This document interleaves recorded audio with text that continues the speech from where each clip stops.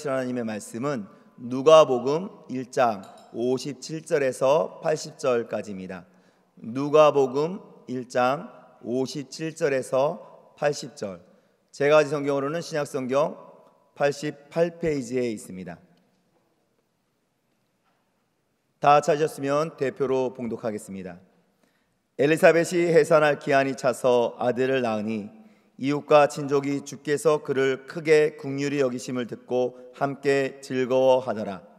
8일이 되매 아이를 할례하러 와서 그 아버지의 이름을 따라 사가랴라 하고자 하더니 그 어머니가 대답하여 이르되 아니라 요한이라 할 것이라 하매 그들이 이르되 네 친족 중에 이 이름으로 이름한 이가 없다 하고 그의 아버지께 몸짓하여 무엇으로 이름을 지으려 하는가 물으니 그가 서판을 달라 하여 그 이름을 요한이라 쓰매 다 놀랍게 여기더라.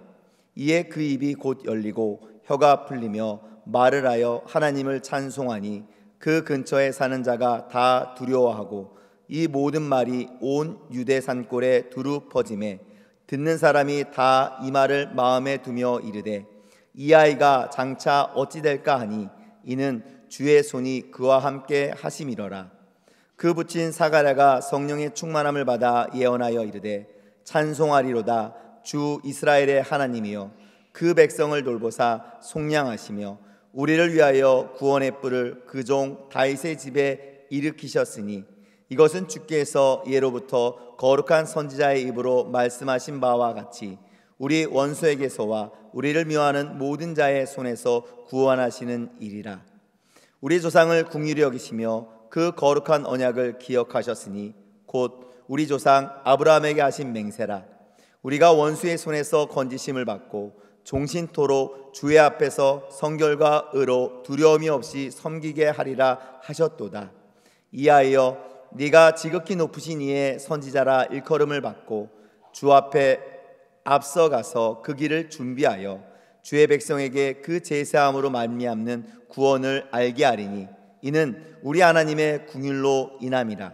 이로써 돋는 해가 위로부터 우리에게 임하여 어둠과 죽음의 그늘에 앉은 자에게 비치고 우리 발을 평강의 길로 인도하시리로다 하니라. 아이가 자라며 심령이 강하여지며 이스라엘에게 나타나는 날까지 비인들에 있으니라. 아멘. 저는 대림절 두 번째 주일을 맞아서 예수님의 길을 준비하는 침례 요한의 출생, 이런 제목으로 하나님 말씀을 여러분과 나누기 원합니다.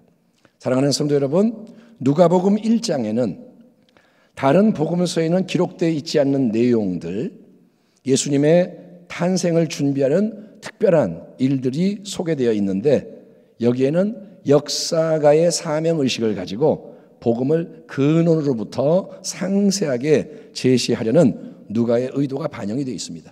누가는 내가 근원에서부터 상세하게 다 한번 복음을 설명하고 싶다. 그래서 남들이 안 하는 이야기도 찾아서 제시하는 겁니다. 예수님이 탄생하기 전에 이스라엘이 처해 있던 상황은 참으로 암울하고 참담했습니다.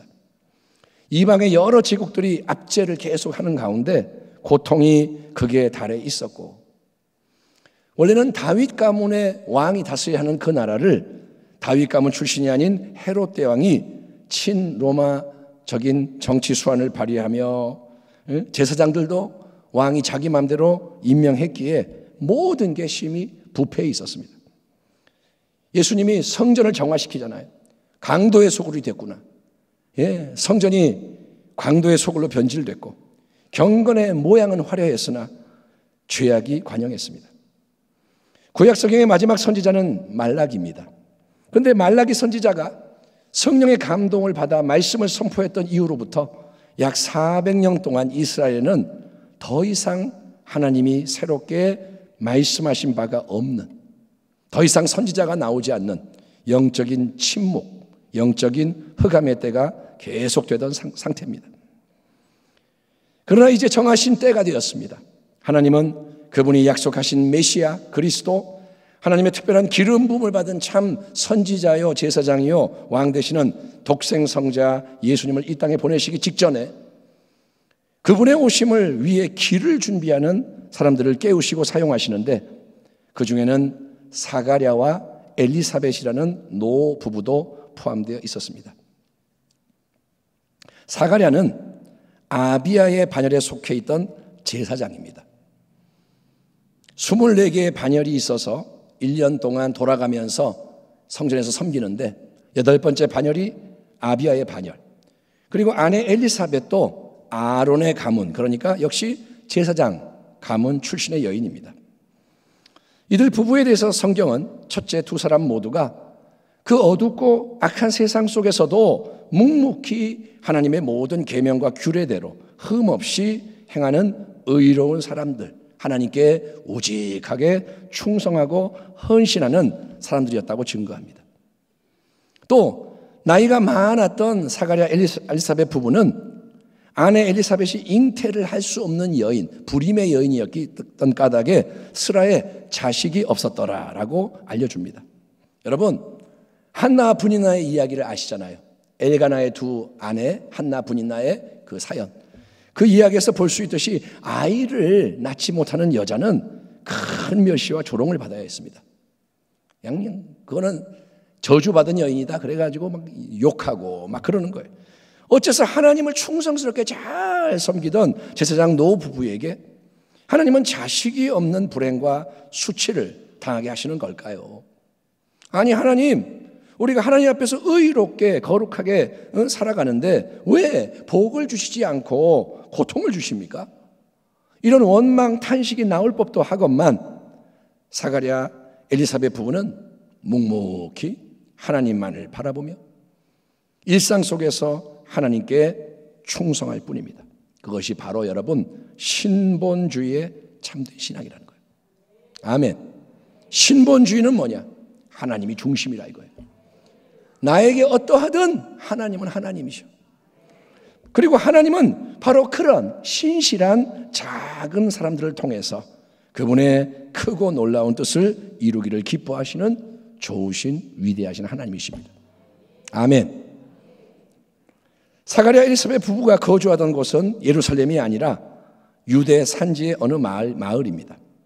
그러니까 평소에 사가랴는 그 유대 산지 지역 공동체에서 교사와 지도자로 일상적인 사역을 수행하다가 자기가 속해 있던 아비야 반열의 차례가 돼서 1년에 2번 예루살렘 성전에서 직무를 수행할 때만 예루살렘으로 들어가서 일주일씩 머물렀던 것인데, 이번에도 아비야 반열의 차례가 돼서 직무를 위해 성전에 제비를 뽑았을 때 여러분 성소에 들어가서 분향을 하는 임무가 제사장 사가랴에게 맡겨집니다.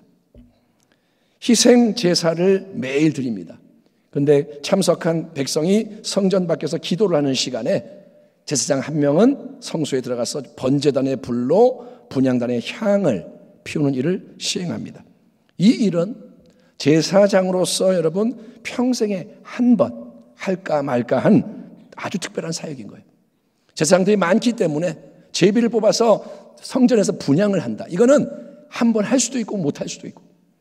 경건한 마음으로 사가랴는 성전에 들어갔겠죠. 분향을 합니다. 그런데 바로 그곳에 사가랴는 전혀 예상치 못한 놀라운 영적 체험을 하게 됩니다. 주의 사자가 그에게 나타나 향단 우편에 선지라. 사가랴가 보고 놀라며 무서워하니 천사가 그에게 이르되 사가랴야 무서워하지 말라. 너의 간구함이 들린지라. 네 아내 엘리사벳이 네게 아들을 낳아주리니 그 이름을 요한이라 하라. 너도 기뻐하고 즐거워할 것이요 많은 사람도 그의 태어남을 기뻐하리니 이는 그가 주 앞에서 큰 자가 되며 포도주나 독한 술을 마시지 아니하며 모태로부터 성령의 충만함을 받아 이스라엘 자손을 주 곧 그들의 하나님께로 많이 돌아오게 하겠습니다. 그가 또 엘리야의 심령과 능력으로 주 앞에 먼저 와서 아버지의 마음을 자식에게 거스르는 자를 의인의 슬기에 돌아오게 하고 주를 위하여 세운 백성을 준비하리라. 아멘 합시다. 아멘. 성전에서 분향을 하던 사가랴에게 천사가 나타났어요. 그 천사는 하나님의 메신저인 가브리엘이라고 소개됩니다. 그냥 천사 중에 하나가 아니라 천사장, 천사의 우두머리 중에 하나인 하나님의 메신저예요. 천사장 가브리엘이 사가랴에게 말합니다. 너의 간절한 기도가 응답되었다. 나이가 많은 제사장 사가랴는 아브라함의 이야기를 잘 알고 있었겠죠.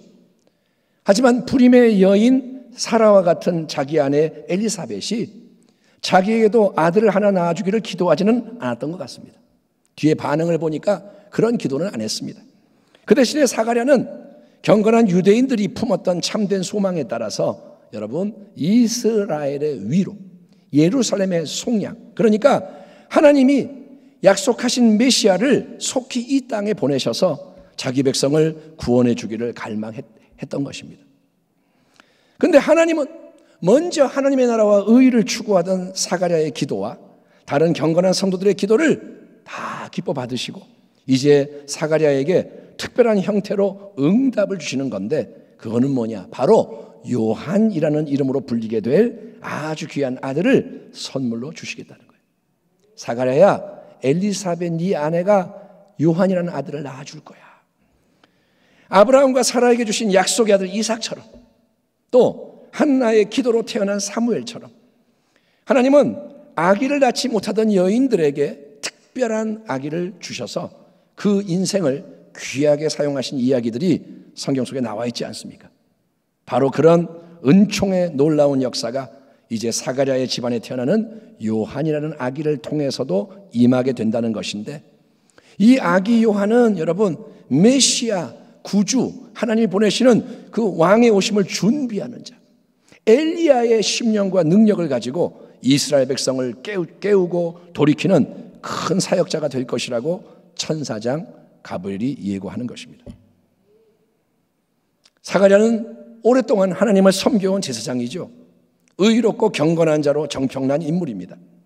하지만 갑작스러운 이 천사장의 출현에 사가랴는 심히 두려워했고, 이 성경험 상식에 비추어 볼 때 납득이 되지 않는 하나님의 그 말씀 앞에서 일단 사가랴 의심으로, 회의로 반응을 보입니다. 사가랴가 천사에게 이르되 내가 이것을 어떻게 알리오? 내가 늙고 아내도 나이가 많으니이다. 그러자 뒤따르던 천사의 대답은 다음과 같습니다. 천사가 대답하여 이르되 나는 하나님 앞에서 있는 가브리엘이라. 이 좋은 소식을 전하여 내게 말하라고 보내심을 받았노라. 보라, 이 일이 되는 날까지 네가 말 못하는 자가 되어 능히 말을 못하리니 이는 네가 내 말을 믿지 아니함이거니와 때가 이르면 내 말이 이루어지리라 하더라. 여러분, 하나님이 계심을 믿으시기 바랍니다. 하나님은 영원하신 분이고 하나님은 그 하나님의 크고 놀라운 새 일을 행하실 때 먼저 그분의 말씀을 주세요. 하나님은 말씀으로부터 시작하세요. 왜냐하면 하나님은 인격적인 하나님, 그래서 말씀하시는 하나님. 아멘. 하나님은 에너지가 아닙니다. 하나님은 추상적인 존재가 아니라 인격이기 때문에 말씀하시는 하나님, 그리고 그분의 말씀은 여러분 생명이며 능력이기 때문인 줄 믿습니다. 하나님은 말씀하십니다. 그분의 말씀은 생명과 능력이다.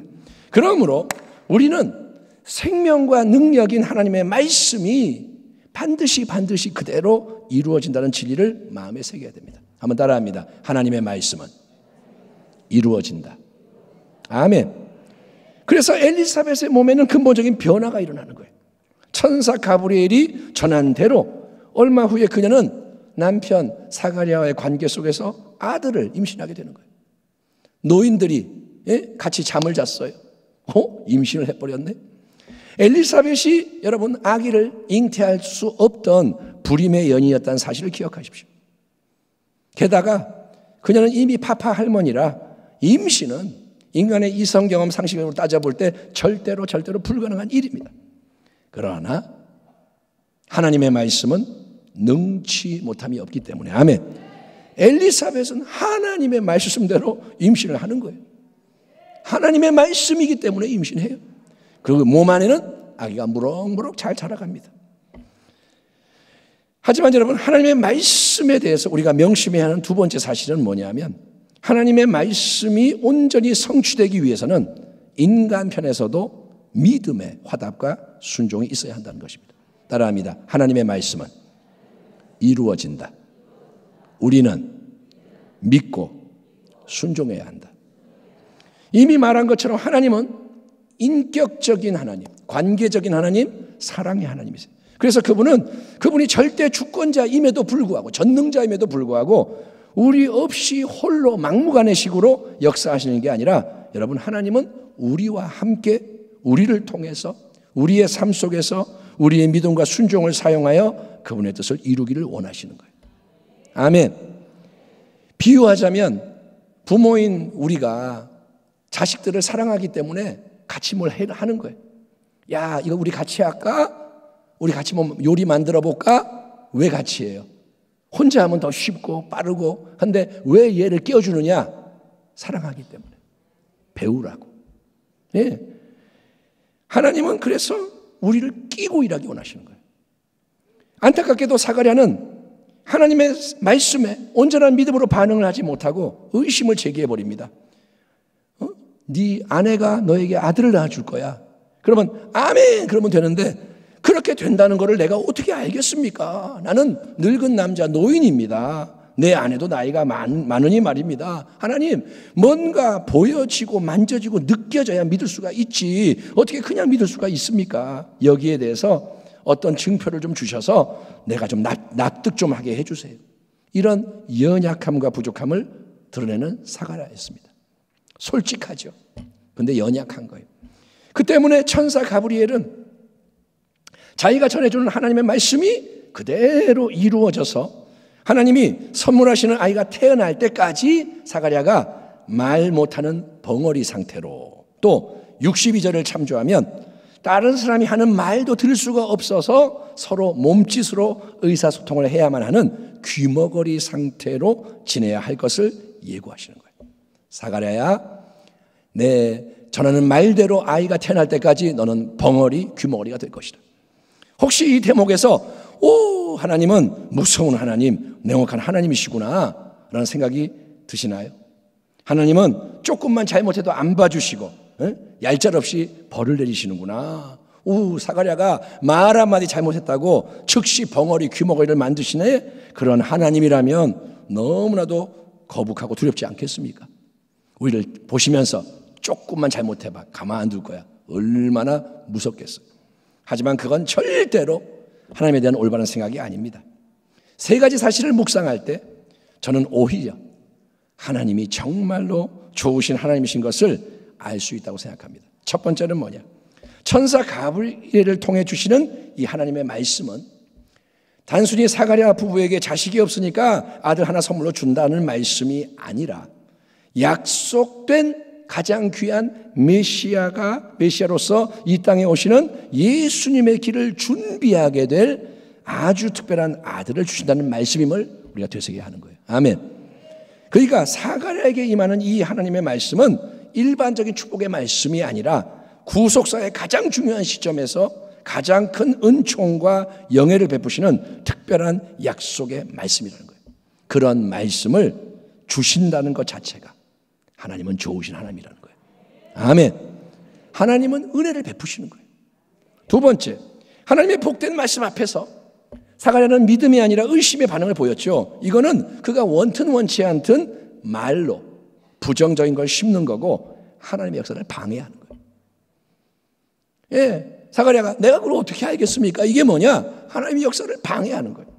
그렇기 때문에 하나님은 일단 사가랴의 입과 귀를 막으심으로써 그가 더 이상 부정적인 말을 하지 못하고 듣지 못하도록 여러분 보호하시는 거예요. 아멘. 부정적인 말이 안 나가게 입을 막아주시고 안 좋은 소리 안 들리게 귀를 막아주시는 거예요. 아울러 하나님은 사가랴가 자기 자신을 돌아봄으로써 이제 말도 못하고 안 들리고 자기를 돌아봄으로써 회개하고 변화될 수 있는 기회를 주시는 겁니다. 그러니까 하나님이 내리시는 조치를 단순히 무서운 저주와 형벌로 볼 게 아니라 우리는 그 속에서도 자기의 택한 백성을 보호하시는 하나님의 사랑과 훈련하시는 하나님의 징계의 차원을 발견해야 하는 것입니다. 아멘. 자, 여러분의 삶에서도 혹시 지금 이해할 수 없는 어려움과 고난이 있습니까? 남에게 말 못하지만 하나님 왜 이러시지? 그런 게 있습니까? 하나님이 나를 미워하시나? 나를 싫어하셔서 벌을 주시나? 이런 생각이 드는 분이 계십니까? 그렇다면 히브리서 12장의 말씀을 마음에 새기십시오. 일러스되 내 아들아 주의 징계하심을, 훈육하심을 경히 여기지 말라. 주께서 그 사랑하는 자를 징계하시고 그가 받아들이시는 아들마다 채찍질 하심이라 하였으니 너희가 참음은 징계를 받기 위함이라. 하나님이 아들과 같이 너희를 대우하시나니 어찌 아버지가 징계하지 않은 아들이 있으리요. 징계는 다 받는 것이거늘 너희에게 없으면 사생하여 친아들이 아니니라. 아멘. 요즘은 우리가 애들을 징계하지 않잖아요. 오냐오냐 하잖아요. 잘못된 겁니다. 아버지가 아들을 사랑하면 얘를 사람 만들어야 돼요. 예. 그리고 가장 어릴 때 의지를 꺾어놔야 돼요, 사실은. 그 의지가 살아서 지 잘난 줄 알고 하는 거, 그거 가지고 죄 짓는 거예요. 예? 그러니까 성경과 우리의 풍조는 달라요. 아들이기 때문에 훈육한다. 훈육을 안 하는 건 뭐냐? 사생하다. 예? 자녀가 아니라 이거예요. 모르는 사람한테 못하라 그래. 자식은 잘 키우는 거예요. 그리고 뭐라 하냐? 오직 하나님은 우리의 유익을 위하여 그의 거룩하심에 참여하게 하시느니라. 무릇 징계가 당시에는 즐거워 보이지 않고 슬퍼 보이나. 그렇죠. 후에 그로 말미암아 연단 받는 자들은 의와 평강의 열매를 맺느니라. 아멘. 따라합니다. 징계는 나중을 위한 것이다. 따라합니다. 영광을 위한 것이다. 아멘. 지금 이 모습으로 영광에 이룰 수가 없어요. 그래서 다루심을 받는 거예요. 우리는 인생에서 일어나는 모든 일을 이해할 수 없을 때가 많습니다. 그러나 하나님은 기억하세요. 항상 선하세요. 하나님은 절대적으로 신실하세요. 아멘 합시다. 하나님은 전능하세요. 하나님은 공의로우세요. 예, 그렇기 때문에 하나님은 그분의 사랑하는 자녀에게 모든 것이 합력하여 선을 이루게 하신다고 약속하시는 거예요. 너는 이해할 수 없겠지. 근데 나중에 봐봐. 끝에 가면 모든 게 다 이거 위해서 그런 거였어. 하나님이 약속하시는 거예요. 나는 좋은 걸 줄 거야. 선을 이룰 거야. 그래서 세 번째, 하나님은 사가랴에게 새로운 기회를 주시는 거예요. 사가랴를 여러분 그때부터 남은 평생 동안 벙어리 귀머거리 신세로 살게 하시는 게 아닙니다. 사가랴의 말 못하고 못 듣는 상태는 언제까지 지속되느냐? 하나님은 그분이 말씀하신 대로 아들이 진짜 태어날 때까지라고 미리 기간을 알려주세요. 그렇게 사가랴는 하나님의 다루심을 받는 가운데 믿음 안에서 깨어나고 성장하는 기회를 부여받습니다. 그리고 아기가 태어났을 때 다시 한번 하나님의 말씀에 새롭게 믿음으로 반응함으로써 입이 열리고 귀가 뚫리는 은혜를 누리게 될 뿐 아니라 이걸 통해서 하나님이 행하시는 세일의 증표가 되어 모두 앞에서 하나님을 영화롭게 하는 빛나는 자가 되는 줄 믿습니다. 아멘. 사가랴를 통해 하나님의 영광이 드러나는 거예요. 예, 따라합니다. 우리는 주인공이 아니다. 여러분, 하나님은 그분의 뜻을 이루시는 거예요. 거기에 쓰임을 받는 거예요. 과연 첫사장 가브리엘이 예고한 대로 불임의 할머니 엘리사벳이 잉태를 하네요. 9개월, 10개월 기간이 지나서 드디어 해산의 날이 왔습니다. 하나님의 말씀대로 파파 할머니 엘리사벳 아들을 낳았네요. 이웃과 친족이 함께 기뻐합니다. 아이고, 평생 아이가 없어서 여자로서 수치를 당했던 엘리사벳 할머니, 우리 할머니 아들을 낳았다니 하나님이 그녀를 긍휼히 여기셨구나. 놀라운 기적을 베푸셨어요. 정말 잘 됐어요. 진짜로 축하해요. 당연히 큰 잔치가 벌어지고 온 동네가 떠들썩 했겠죠. 그리고 아이가 태어난 지 8일이 되었을 때 사람들은 율법의 규례대로 언약 백성의 증표인 할례를 베풀기 위해서 다시 사가랴의 집에 찾아옵니다. 이렇게 여러분 할례를 베푸는 그 자리는 그 아이가 평생 가지게 될 이름을 공식적으로 지어주는 중요한 날이기도 했습니다.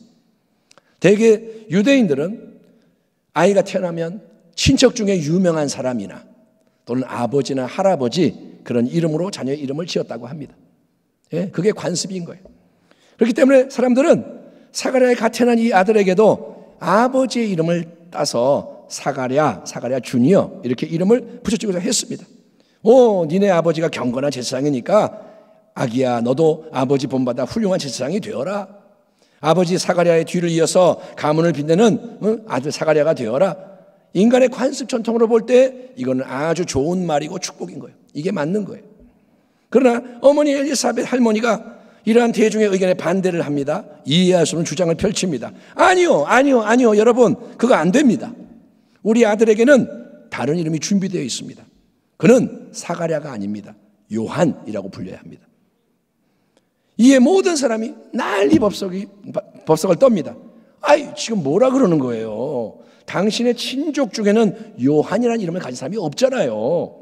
이거는 우리의 오랜 관습인데, 이것이 전통인데 어긋나잖아요. 어째서 남이 안 하는 일을 하려고 하는 거예요? 왜 남이 안 하는 일을 해요? 왜 불필요하게 문제를 만드는 거예요? 그래서 이웃과 친지들은 이제 엘리사벳은 제껴놓고 아버지 사가랴에게 몰려가서 말을 못 들으니까 손짓발짓하며 물어봅니다. 당신 아들 이름 뭘로 하겠소? 물어봐요. 엘리사벳 할머니는 여자라서 그런지 출산해서 정신이 획가닥했는지 이상한 말을 할지 몰라도, 자, 남자요 제사장인 사가랴, 그대는 우리 유대인의 관습과 전통을 존중하겠죠? 더욱이 아버지인 자기의 이름을 아들에게 물려주고 싶지 않겠소? 자, 사가랴 아들의 이름 뭘로 붙일 거요? 당신이 말해보세요. 사가랴 맞죠? 그들은 사가랴가 맞아 그래, 니네가 하는 게 맞아, 내 아들 이름은 사가랴가 딱이야, 이렇게 대답해 주기를 기대하며 사가랴를 다 바라봅니다. 천사와의 만남 이후로 9개월 10개월 동안 아무 말도 할 수 없었던 사가랴, 그동안 아무 소리도 듣지 못한 사가랴, 그는 상황을 파악하고 서판을 달라 요청한 후에 그 위에 그 아들이 평생 불려야 하는 이름을 또박또박 적습니다. 그런데 그 이름이 뭐냐? 사가랴가 아닙니다. 요한. 사가랴는 모두가 보고 깜짝 놀라도록 요한이 그의 이름이다. 아멘. 다른 이름이 아니라 요한이다. 적습니다. 근데 바로 그 순간에 이제 어떤 일이 일어나느냐? 그동안 꽁꽁 묶여있던 사가랴의 혀가 스르르 풀어지고 굳게 닫혀있던 사가랴의 입이 열려집니다. 그래서 사가랴는 다시 말을 하게 되는 기적이 일어나게 되는데, 이에 제사장 사가랴는 제일 먼저 하는 말이 뭐냐? 그거는 바로 성령의 감동 아래 하나님을 높이며 경배하는 찬송의 말, 하나님의 놀라운 뜻을 선포하는 예언의 말을 하는 거예요. 아멘. 새로운 노래를 부르고 새로운 말씀을 선포하는 거예요. 여러분, 하나님이 일하시는 방식은 놀랍지 않습니까? 하나님은 전능하신 하나님, 절대 주권자. 아멘. 모든 걸 홀로 행하실 수 있어요. 하나님이 지금이라도 자, 세상은 내 뜻대로 다 변화되라, 끝! 그러면 끝나는 거예요. 말 한마디면 끝나는 거예요. 그러나 하나님은 우리 인생을 사랑하시는 거예요. 그래서 구태여 우리와 함께, 구태여 우리를 통해서, 따라합니다. 구태여 나를 끼워주시려고. 아멘. 하나님은 이 땅에 있는 미물과 같은, 먼지와 같은 우리의 삶 속에서 그분의 위대한 뜻을 이루기를 원하시는 거예요. 하나님은 사랑이시라. 이 관계 속에서, 여러분, 하나님과 우리의 관계 속에서 크고 놀라운 일을 항상 먼저 행하시는 분은 하나님이세요. 그게 바로 은혜라는 거예요. 아멘. 오래전에 아기를 가질 수 없었던 90세의 할머니 사라에게 이삭이라는 아들을 선물로 주셨던 하나님은 이제 불임의 할머니 엘리사벳에게도 생명이 잉태되게 하시고 건강한 아들, 뱃속에서부터 성령 충만한 아들이 태어나게 하십니다. 그거는 사람이 생각할 수도 없고 행할 수 없는 하나님만의 은혜 역사인 거예요. 하나님은 하나님이세요. 아멘. 그러나 보세요. 이제 태어난 그 아들에게 이름을 붙여주는 것은 하나님이 직접 하시는 일이 아니라 인간이 해야 하는 일이에요. 네. 물론 하나님은 그 아들을 위한 특별한 이름을 친히 예비해 놓으셨습니다. 이름을 하나님이 지어주셨어요. 그러나 그 이름을 뭐라 하시냐? 줘라 말씀하시는 거예요. 네 아내 엘리사벳이 너에게 아들을 낳아주리니 그 이름을 요한이라 하라. 붙여줘라 이거예요. 그 이름을 아들에게 합법적으로 줄 수 있고 줘야 하는 사람은 육신의 아버지 사가랴라는 거예요. 이게 바로 하나님이 세우시는 권위의 질서라는 거예요. 하나님의 하시는 일에는 뜻이 있어요. 따라합니다. 권위와 질서와 조화를 무시하지 마라. 아멘. 예, 하나님이 세우신 질서를 깨뜨리면 안 돼요. 따르게 하면 되지. 안 돼요. 하나님의 뜻이 있는 거예요. 여러분, 기도를 많이 해야 돼요. 부지중에 하나님의 뜻을 어길 때가 많아요. 부모님이 내 마음에 안 들어도 부모님인 거예요. 아멘. 공경하라 이거예요. 부모기 때문에 하나님을 위해서. 그러면 복을 받는 거예요. 예. 누구보다 하나님을 잘 믿고 경건하게 섬겨왔던 제사장이었으나 처음에 사가랴는 하나님의 놀라운 말씀을 의심했습니다. 하나님이 기적적으로 주실 아들의 탄생 믿음으로 받지를 못했습니다. 그러나 벙어리와 귀머거리 상태로 하나님의 다루심을 받는 가운데 이제는 들리지도 않고 말도 못하고 답답한 가운데 사가랴는 온전한 믿음의 사람으로 변화가 됩니다. 아멘. 세상과 환경, 사람들, 자기 자신 눈에 보이는 것을 먼저 바라봤던 대신에 이제는 눈에 보이지 않는 하나님과 영원한 그분의 말씀에 집중하게 되는 거예요. 그리고 하나님의 마음을 배우고 그 뜻을 이루기 원하는 자로 성숙해지는 거예요. 아멘. 그래서 하나님이 정하신 때가 돼서 또 한 번 믿음의 기회가 주어지니까 사가랴는 무사람의 기대와 전통의 압박에 굴하지 않고 아들의 이름을 사가랴라 해야지, 네가 제사장인데 그렇게 해야지 굴하지 않고 오직 하나님의 뜻 주신 말씀에 순종해서 하나님이 선물로 주신 특별한 아들에게 하나님이 그 아들을 위해 예배해 놓으신 특별한 이름, 바로 요한이라는 이름을 붙여주었고, 아멘. 그렇게 할 때 그 순간 입이 열리고 혀가 풀어진 사가랴 성령으로 충만을 받게 돼서, 아멘, 전심으로 하나님을 찬송하는 거예요. 그 전에 어떤 때보다 마음 중심에서 찬양이 터지고 하나님 부어주시는 진리로 충만한 말씀을 선포하게 됩니다. 이게 다 뭐냐? 하나님의 은혜라는 거예요. 하나님의 뜻이 이루어지는 거예요. 놀랍게도 여러분, 요한이라는 이름의 뜻이 뭔지 아세요? 요한의 뜻은 야훼 하나님은 자비하시다, 은혜로우시다. 아멘. 요한의 뜻이 뭐라고요? 하나님은 은혜로우시다 이거예요. 그렇습니다. 우리 하나님은 은혜와 자비가 충만하신 좋으신 하나님이신 거예요. 말라기 선지자 이후로 400년 동안 하나님이 주시는 새로운 말씀이 없었습니다. 이스라엘은 영적인 침묵과 영적 어둠 가운데 있었습니다. 그것이 어쩌면 사가랴가 말을 못하고 귀먹은 상태로 지내야 했던 모습이 상징하는 것인지 모릅니다.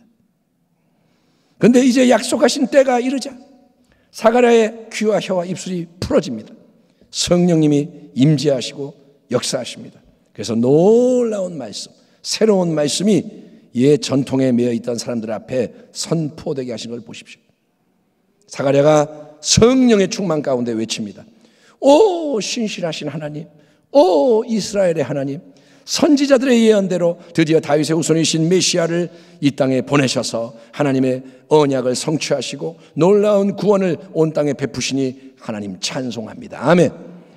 메시아 참된 왕께서 우리를 모든 원수들로부터, 미워하는 자들로부터 해방시키시고 우리가 종신토록 주 앞에서 아무 두려움이 없이 오직 성결과 의로 섬기게 하실 것입니다. 하나님의 나라가 이제 임하고 하나님의 뜻이 이루어질 것입니다. 그런데 하나님, 바로 그 메시아 지극히 높으신 하나님의 아들을 이 땅에 보내시기에 앞서 이제 요한이라는 특별한 은총의 아들을 나에게 주시고 그를 하나님 주님의 위대한 선지자로 세우셔서 주님 앞에서 길을 준비하고 주의 백성에게 구원을 선포하게 하시니 감사합니다. 나의 이 아들은 영광의 주님을 위해 특별히 쓰임받도록 지명하신 아들입니다.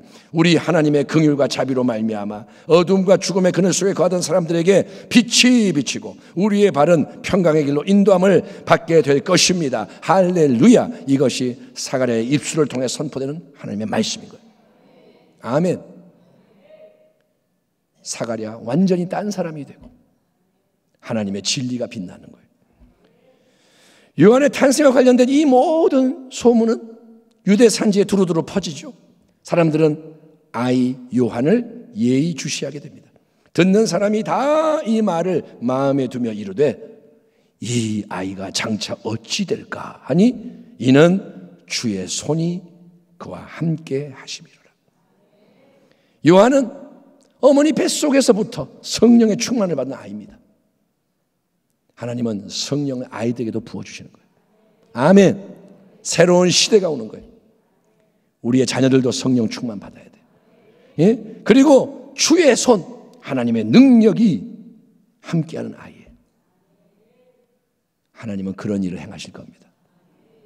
이처럼 하나님은 거룩한 사명을 주실 뿐 아니라 그 사명을 넉넉히 이룰 수 있도록 은혜의 능력과 자원도 반드시 책임지고 공급해 주시는 하나님이신 거예요. 그 때문에 우리는 계속 은혜의 능력을 의지해야 하는 것입니다. 따라합니다. 하나님, 하겠습니다. 하나님이 말씀하시면 아멘인 거예요. 아멘. 하나님이 말씀하시면 이게 가능한가? 내가 할 수 있나? 아니요. 말씀하시는 분이 능력도 주시는 거예요. 무리를 걸어라 그러면 아멘 할 때 무리를 걷게 만드시는 거예요. 아멘 합시다. 아멘. 네가 열방을 취하라 그러면 아멘 할 때 열방을 주시는 거예요. 하나님이 하신다고요. 하나님이 하신다고요. 그게 은혜의 능력이라는 거예요. 믿으라는 겁니다. 경건한 제사장 사가랴와 엘리사벳을 통해 이 요한은 참된 신앙을 전수받았겠죠. 이게 부모로서의 우리의 사명이고 이게 하나님의 예비하심이라는 거예요. 아멘. 예. 그리고 성경은 요한에 대해서 이 말씀을 끝에 덧붙입니다. 아이가 자라며 심령이 강하여지며 이스라엘에게 나타날 날까지 빈들에 있으니라. 따라합니다. 빈들에 있으니라. 예. 성경에서 빈들이 나옵니다. 빈들은 뭐냐? 광야입니다. 광야는 시험과 고난과 시련을 통과하는 훈련의 장소. 광야, 인간적으로 좋은 게 아무것도 없습니다. 그것은 척박하고 부족하고 위험한 곳입니다. 광야, 낮에는 너무 뜨겁고 밤에는 너무 춥고, 예, 사람이 살 수 없는 땅. 그래서 여러분, 광야는 하나님만을 바라봐야 돼요. 하나님만 바라봐야 살 수 있는 곳입니다. 광야는 뭐냐? 하나님께 붙들리는 곳입니다. 그 속에서 믿음이 자라고 강해지는 것입니다. 내적 정화가 이루어집니다. 성화가 이루어집니다.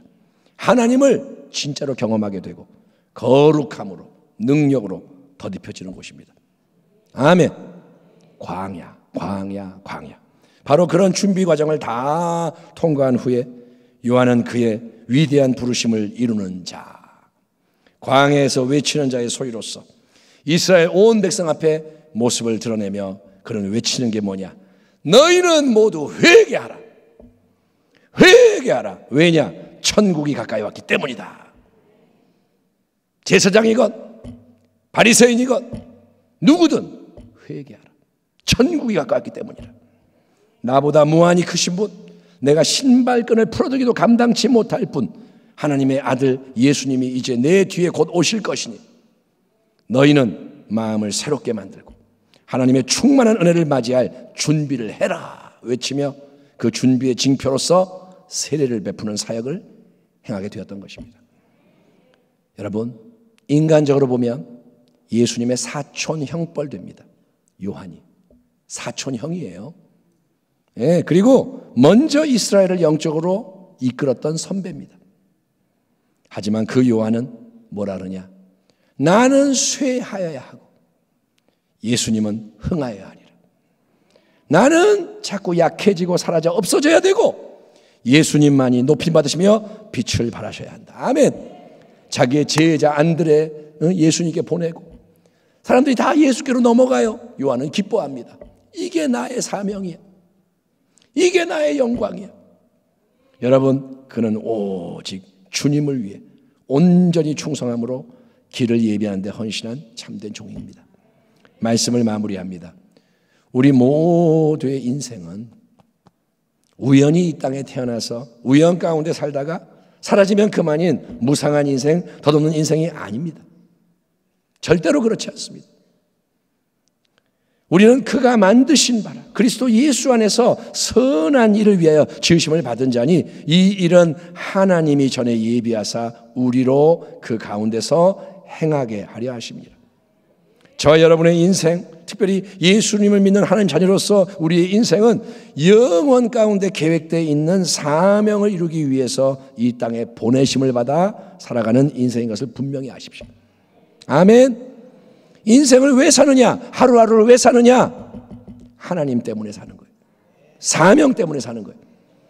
그냥 어쩔 수 없이 사는 거 아니고 먹고 살려고 사는 거 아니고 남들처럼 하려고 사는 거 아닙니다. 세상의 풍조에 속지 마십시오. 세상이 하는 거짓말을 아멘 받지 말라는 거예요. 진리의 말씀을 믿으십시오. 특별히 지금 우리가 살아가고 있는 이때는 가장 중요한 때, 역사의 마지막 때에서도 끝자락이에요. 이제 얼마 안 남았어요. 2000년 전 요한의 사명은 예수님이 처음 이 땅에 오시는 그 길을 준비하는 사명이었습니다. 광야에서 외치는 자의 소리로서 사람들을 회개로 인도하여 예수님을 맞이하게 하던 것이 요한의 사명. 지금 여러분 우리에게 주어진 사명은 뭐냐? 예수님의 다시 오심을 위해서 새로운 길을 준비하는 사명입니다. 지금 우리는 중요한 때에 있어요. 교회를 참되게 세우고, 아멘. 모든 교회가 진짜 교회가 되어야 하고, 열방 모든 민족 모든 세대에게 복음이 증거되게 하는 것이 재림을 준비하는 사명입니다. 여러분, 그 사명의 본질적인 목적에 눈을 뜨셔야 돼요. 아멘. 자, 예를 들어서 내가 남성 봉사에 봉사했어요. 그러면 내가 사명을 다 이루었다? 아닙니다. 한 예를 드는 겁니다. 성가대, 나는 이번 주에도 찬양했어. 찬양했기 때문에 내가 주를 섬기고 사명을 다 이뤘다가 아닙니다. 본질적인 사명은, 최우선적인 사명은 예수의 증인이 되는 거예요. 예수 그리스도의 복음을 전하는 거예요. 그거를 안 한다면 우리는 잘못 사는 겁니다. 여러분, 눈을 뜨셔야 돼요. 내가 왜 사는가? 모든 관계 상황 속에서 본질에 초점을 맞추셔야 돼요. 아멘. 학생은 왜 학교에 가는가? 복음을 위해서. 우리는 왜 사업을 하는가? 생계를 위해서가 아니라 복음을 위해서입니다. 모든 것의 목적은 예수 그리스도. 진짜로 이제는 새로움의 길로 나가야 돼요. 진짜로. 예배 때 아멘 하는 걸로 끝나면 안 되고 삶 속에서 움직여져야 돼요. 움직이셔야 돼요. 말씀, 기도, 성령으로 인도함을 받으며 전진해야 합니다. 아멘. 따라합니다. 진짜로 변화되자. 새 가죽 부대가 되셔야 돼요. 그래서 하나님의 선하심과 주님의 위대하심을 맛보아 알고, 아멘. 하나님은 성경에 나온 대로 역사하시는 분이야. 그리고 주님을 영화롭게 하는 기쁨을 누리는 교회와 성도가 되어야 합니다. 아멘. 대림절 기간을 통해서 이 세상의 요란함과 요동함 가운데서도 더욱더 신앙의 기다림과 겸비함과 준비됨을 잘 배우는, 주님의 영광을 위해 일어나 빛을 발할 수 있는 우리 모두가 되기를 주의 이름으로 축원합니다. 기도하겠습니다. 하나님 감사합니다. 주의 말씀대로 이루어지리이다. 세례 요한을 보내신 하나님을 찬양하고 우리에게도 기회를 주시는 하나님을 찬송합니다. 성경의 모든 말씀이 우리를 위한 말씀이 되게 하시고 주의 뜻이 이루어지게 하여 주옵소서. 예수님의 이름으로 기도하옵나이다. 아멘.